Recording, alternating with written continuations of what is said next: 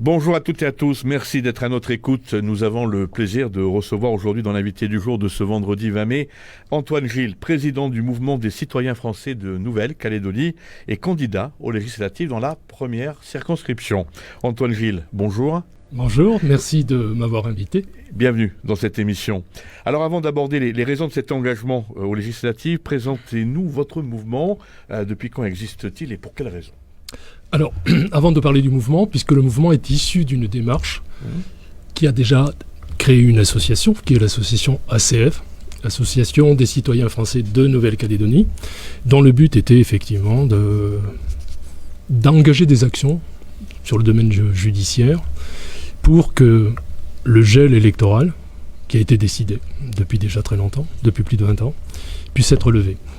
Donc cette association a engagé des actions judiciaire dans deux voies, donc la voie administrative, et je pense que vous avez entendu parler déjà du consentement à l'impôt. Oui. Donc effectivement, pour les Calédoniens qui connaissent peut-être pas forcément le droit constitutionnel, nous avons ce qu'on appelle un socle de constitutionnalité, qui est composé de la Déclaration des droits de l'homme et du citoyen de 1789, du préambule de la Déclaration de 1946 et de la Constitution de 1958. Donc il est important de connaître ce socle de constitution parce que quelque part c'est la Bible et c'est là que repose une société et sur des principes qui sont des principes philosophiques et politiques. C'est important. Une société, ce sont des principes philosophiques.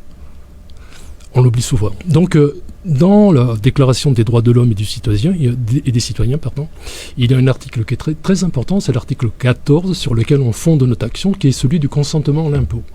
Et cet article dit en gros que tout citoyen peut, ou par l'intermédiaire de ses représentants, donc vérifier la quotité de l'impôt, son utilisation, etc. etc. Donc c'est très bien. Donc l'article 14 précise par ses représentants. Ça veut dire que dans le cadre d'une élection, lorsque vous élisez votre représentant, c'est lui qui est en charge de défendre les intérêts du mandant. Parce qu'il faut faire simple aussi, on oublie aussi, parce que c'est souvent l'arbre qui cache la forêt, on oublie aussi de préciser que nos élus, quels qu'ils soient, et à quelque niveau qu'ils soient, sont des mandataires. Que le peuple, et qui élit, est le peuple mandant. Et donc on leur donne un mandat pour une période de 5 années. Il est dommage d'ailleurs que ce mandat, on ne puisse pas le révoquer en cours de route lorsque le mandataire donc, trahit le mandant. Oui. Donc, voilà. Bon, mais malheureusement on n'en est pas là, il n'y a pas le vote blanc, il n'y a pas le RIC, il manque des dispositifs qui effectivement pourraient donner à notre constitution un peu plus de démocratie. Donc l'article 14, il est important. Donc dès lors que nous ici en Nouvelle-Calédonie, on ne peut pas élire nos représentants, nous sommes effectivement devant une situation qui est un petit peu particulière, puisque nous avons une disposition qui est une loi fiscale qui nous oblige à payer l'impôt. Alors que nous, on ne peut pas élire ceux qui font la loi fiscale. Donc on s'est servi justement de ce problème juridique pour engager une action devant le tribunal administratif. La deuxième action, elle est civile. Et là, nous avons demandé à 20 adhérents de l'association de demander à être inscrits sur les listes électorales spéciales. Donc vous avez deux listes, la liste référendaire et la liste pour les provinciales. Tout à fait. Et ce, avant le 31 décembre de l'année dernière, puisque c'était la date de clôture. Donc les 20 adhérents ont fait la démarche. Nous avons envoyé cela à la commission électorale, qui bien sûr, nous ne remplissions pas les critères, oui. Et nous avons été déboutés, qu'à cela ne tienne. À partir de là, donc, on a fait appel. Et le tribunal civil, le tribunal quand même d'instance de Nouvelle-Calédonie nous a donné raison, puisque notre demande a été envoyée donc, à la Cour de cassation. Et on a profité de ce problème-là pour introduire une QPC. D'accord, c'est une question préalable de constitutionnalité.